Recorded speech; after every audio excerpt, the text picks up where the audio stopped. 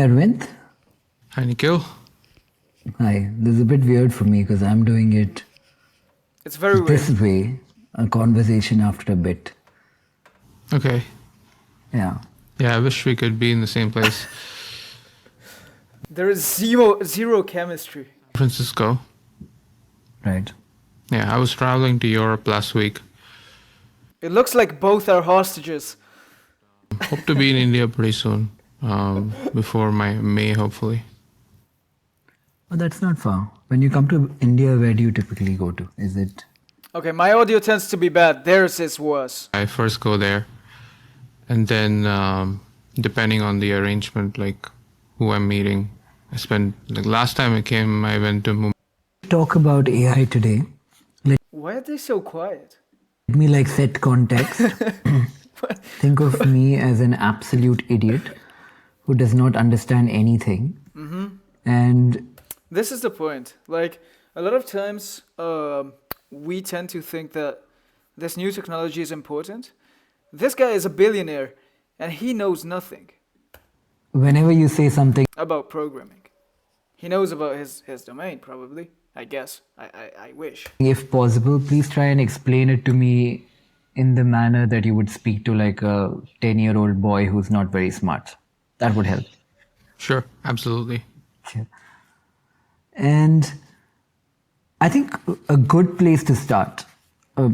Today, where I am, I work in fintech largely in India, but I feel whenever I read the news or I watch the news, very insecure about the fact that so much is happening in AI. And I almost feel like I'm being left out of it. And it doesn't feel like I'm even amidst the action to learn about it. It feels like I'm talking to the commentator or reading what the commentator what he has to say, whereas the match is happening in another region altogether. So maybe we can preface this conversation with like maybe a brief history of compute leading up to AI in the manner that you would speak to a 10-year-old boy, and we can take it from there. Sure. I mean, AI has been going on since a long time. If you're like, I think there was a project at MIT which declared you can solve AI in a summer project, literally in 3 months. And then obviously, Would you want to first define what is AI? so AI, obviously, artificial intelligence is a field of computer science that's trying to design computers to be. To ask you what changed, like what changed in the last couple of years that this has taken over everything, like this conversation. I would say it's a lot of compute thrown at the problem, unprecedented at scale. The key realization that it's not just compute also, it's high quality data and RLHF, you're learning from human feedback. Didn't they like stop RLHF a long time ago? And actually like training it on tasks useful to human labor, like Probably coding dumb. and like summarization and stuff like that, all came together simultaneously. Do you think the one main thing is throwing immense amounts of compute at the problem without definitely that is, worrying? if there's like a highest order bit, Yeah. I think it's without worrying if the outcome is going to make up for the revenue spent towards the compute? yeah, I think so. Is that the distinction? Definitely. Because like the compute and by the way, compute alone is useless. Like people have tried to reproduce these things with doing the same thing and it doesn't work. You got to throw high quality data tokens at the problem too. So that taste on like curating data sets of like what will really matter. Like for example, if you want reasoning to emerge in a model, it's good for you to like make sure you have YouTube transcripts of video, lectures, MIT lectures, Stanford lectures, and textbooks like where you actually have problems. Where it's not just the problem, but the solution is explained step by step. So when the models learn this, you can actually prompt engineer them at inference time to say, think step by step, and then it's able to think step by step and solve a problem. Then that leads to the next idea, which is chain of thought, where you train the models, you collect a data set with like chain of thought, where the Okay, let's just watch the last few seconds. This is such a weird podcast. This is, I don't know. Like, it feels like they're forced to hang out. Somebody who doesn't understand technology too much, such as me, that I have to use to get better at business, more efficient as a person. I mean, I love to say Perplexity, but I use Perplexity already. okay. I think you should definitely give a shot at Cursor. It's like a coding. What does Cursor do? Cursor is a coding assistant. Like you can, it helps you write code, decide what so and so things are heading to. Where is AI headed What next? is the future? If you were to like predict the next 5 years, you must have thought of this. Yeah, I think we'll all have like a personal assistant. It's going to feel really Yeah, I agree. Strongly agree. amazing. It's not going to be a luxury thing anymore.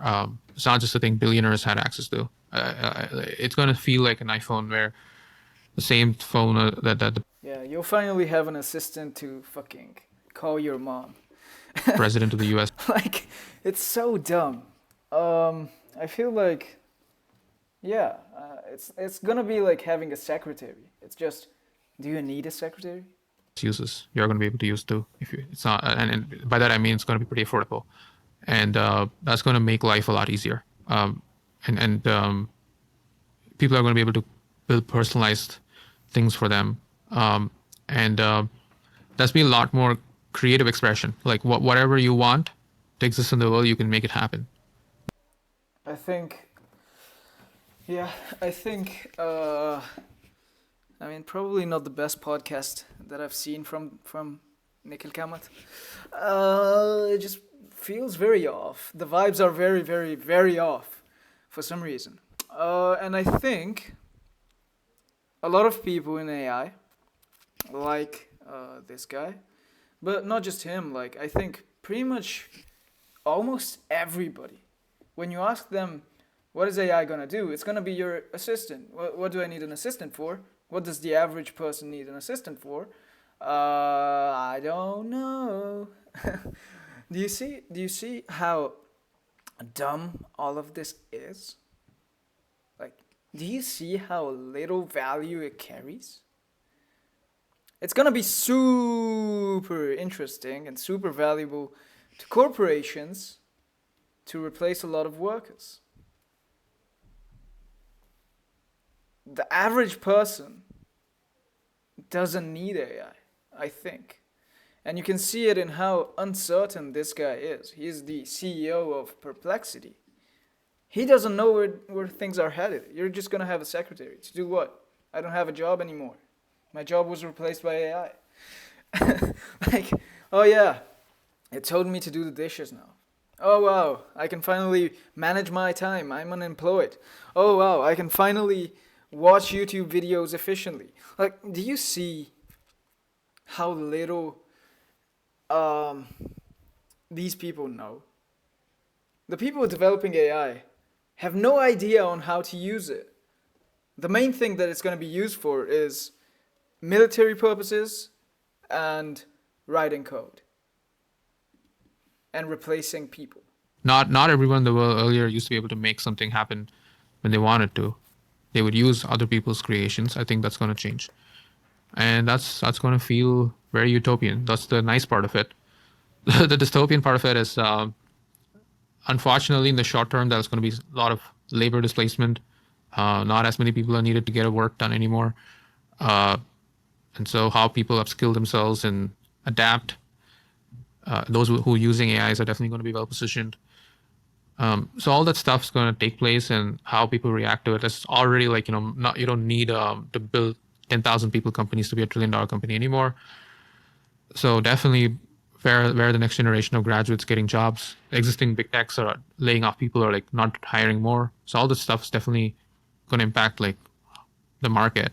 And it's very interesting that simultaneously while creating new value and making software creation easier, and we're also like displacing existing labor and value. So how people deal with all this is going to be interesting to watch, and I don't think anyone really knows how it'll all play out. Will the world be more complicated if a lot of this power, access, and determining the path forward is the decision making lies upon 1-2 geographies, like it's playing out today? I think the technologies will be broadly accessible, and the secrets are not going to be lying in 1 or 2 places. And open source will ensure there's sufficient distillation to the rest of the world. I think what won't be democratized is access to compute, mainly because it takes a lot of money, and that really depends on which countries choose to invest early on and later on in the process. Right. I don't know what to ask you. I have in my notes that I should ask you about regulation and the future of that. I don't know how to. I've read a fair amount about this and how a lot of people think that the incumbent AI players are trying to use it as a moat almost and capture the regulatory thing. Like, do you have any view on this?